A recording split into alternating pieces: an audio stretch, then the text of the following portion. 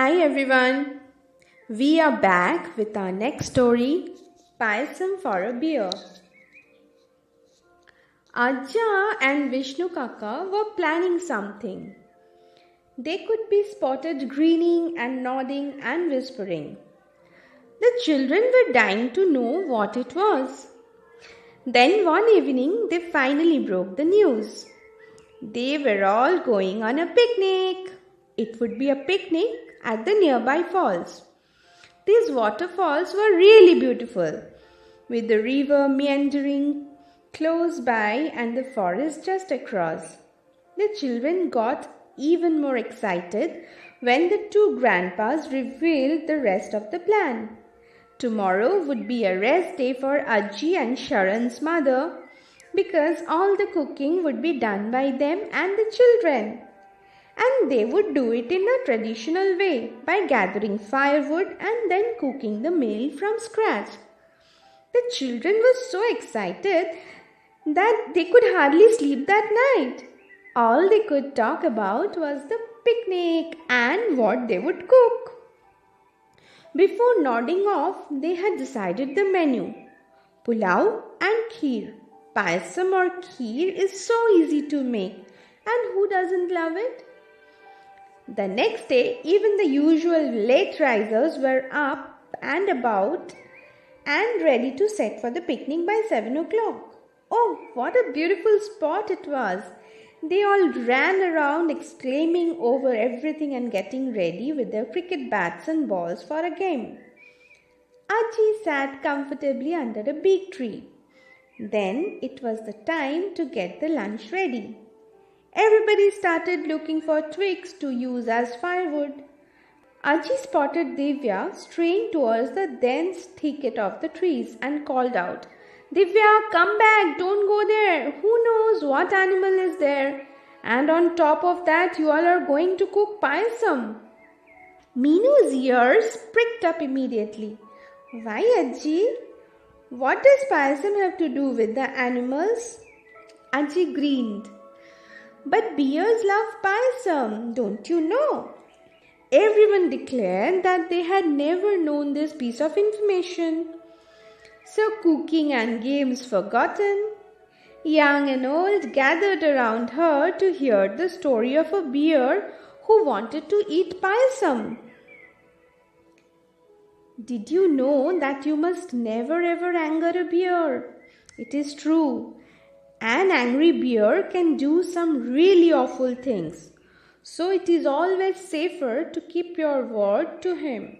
Poor Mohan and Basanti did not know this and tried to trick a bear and see what had happened to them. Mohan had a banana plantation where he grew delicious bananas. He also had a huge mango tree that provided him with baskets of juicy mangoes every summer. He would sell these fruits in the market and lived happily enough with his wife Basanti. Once his trees yielded an exceptionally large crop of bananas and mangoes, and he decided to sell them in the market in the city, where he would get a higher price for them. So off he went with the sacks and baskets to the city. There he sat in the market, sold everything that he had brought, and made quite a bit of money. At the market, he ran into an old friend, Amar. Mohan and Amar were overjoyed to see each other after many years. "Come to my house, dear friend," insisted Amar. "Let us enjoy a good meal and talk about our childhood days." Mohan thought this was a wonderful idea and went with Amar to his house. There, the two friends ate huge quantities of rice, dal, lovely vegetables, and all kinds of sweets. Then finally, out came the best part of the meal, the payasam. Payasam is known by many names all over India. Some call it kheer, some payash, and others payasam. It is made with milk, rice, jaggery and many other ingredients, and it is always yummy. So was the payasam that Amar served his friend. It was made with fragrant rice, creamy milk, sweet as sugar, jaggery, and strewn with nuts, cardamoms, saffron, and all kinds of wonderful mouth-watering things. Mohan ate and ate bowl after bowl of this dessert till he was ready to burst. Then the two friends chatted and rested till it was time for Mohan to head back home. When he reached his house, he told his wife about the scrumptious meal, particularly the payasam he had eaten. Oh, how Basanti sighed and longed to have tasted this dish too. Seeing her face, Mohan suggested, "See, I have earned plenty of money by selling the fruits. Why don't I buy the things required to make the payasam, which you can cook and both of us will enjoy it together?" Basanti thought this was a wonderful idea, but first Mohan needed to go to the forest to collect some firewood. Then he could go to the shop to get all that was required to make the dessert. So off Mohan went, swinging his axe and whistling a tune. Now, who would be sitting dozing under a tree in the forest but a big black bear? He had just had some nice berries for lunch and was enjoying his snooze when Mohan walked by. First, the bear opened one eye, then another, and watched as Mohan cut a few branches of a nearby tree and collected twigs for firewood. Just as Mohan was tying it all up in a neat bundle, the bear spoke up.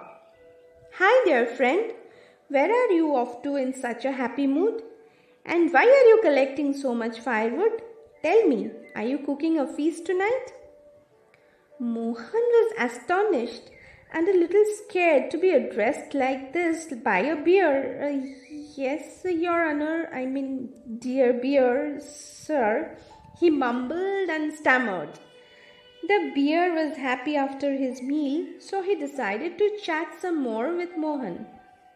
"So tell me, what are you going to cook tonight?" he asked, patting his tummy. "Payasam," answered Mohan. "Paya what?" The bear was puzzled. "Payasam," Mohan said slowly. "It's a sweet dish." "Tell me more." The bear was intrigued. So Mohan described payasam and how it was made.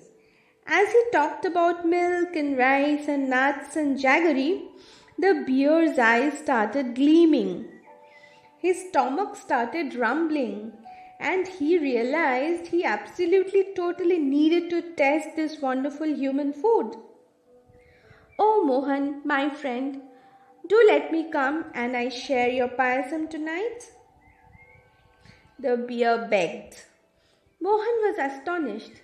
A bear as a guest for dinner? Who knows how much would he eat? But neither he could say no. That seemed so rude, and the bear was looking at him hopefully. He sighed and replied, "All right, you can come. But to cook so much payasam, I will need much more firewood. Can you bring that with you?" Cunning Mohan thought he would make the bear do his work for him, so he would not need to come to the forest for the next few days. Yes, the bear jumped up. "Just tell me how much firewood you need. 10, 20, 30 bundles? 50 would be enough," decided Mohan. Then he slung his bundle of firewood over his shoulder and went back home. On the way, he bought lots of milk, rice, and everything else they would need to make the payasam. When he reached home, he told Basanti about the unusual guest who would come to share their dessert. So Basanti cooked a huge quantity of payasam. She added lovely nuts, aromatic saffron, sweet cardamoms, and many wonderful things into as she cooked. Oh, how marvelous the payasam smelled! Unable to wait any longer, the two started eating helping after helping of the dish without waiting for their guests to turn up. They ate and ate and ate till they realized they had eaten up everything. There was not a grain of rice or half a nut left for him. They sat around wondering what to do. What would they say to the bear when he came expecting to eat payasam? Then a devious plan entered Mohan's head. What if they made payasam with all kinds of other ingredients? After all, it was only a beer, and he had never tasted this dish earlier. So how would he know what it really tasted like? The cunning man and his wife then took a little bit of milk, added lots of water to it, threw in a handful of rice, and instead of jaggery and nuts and spices, they added pebbles and sand and cardamom husks and stirred the mixture till it looked somewhat like the payasam. They placed the brass pot filled with this in front of the house and went and hid in the bushes somewhere in the back. As soon as night fell, a huge dark figure appeared down the road. On its back it carried 50 bundles of firewood. It was the bear come to dinner. He reached Mohan's house and looked around. There was no one. Then right in front of the house he spotted the pot full of payasam. Unable to wait any longer, he flung down the bundles he had carried and fell upon the payasam. Only after he had eaten more than half a potful did he realize something was wrong. The milk was watery, the rice was half cooked, and there was horrible grit and pebbles between his teeth. Oh, how angry he was now! Furious, he shouted out for Mohan. But Mohan was cowering behind the bushes and did not reply. Now angrier than ever, the bear spotted the mango tree and rubbed his back against it. The mangoes came raining down. He shook the tree so hard. The bear continued to stamp and shake the tree till it fell with a huge crash right onto the banana field and crushed the best banana plants. Seeing the firewood he had carried all the way from the forest lying around, the bear started throwing them around. One fell into the oven in the kitchen and set fire to the house. Soon Mohan and Basanti's house was in flames, his field in ruins and his prized mango tree destroyed.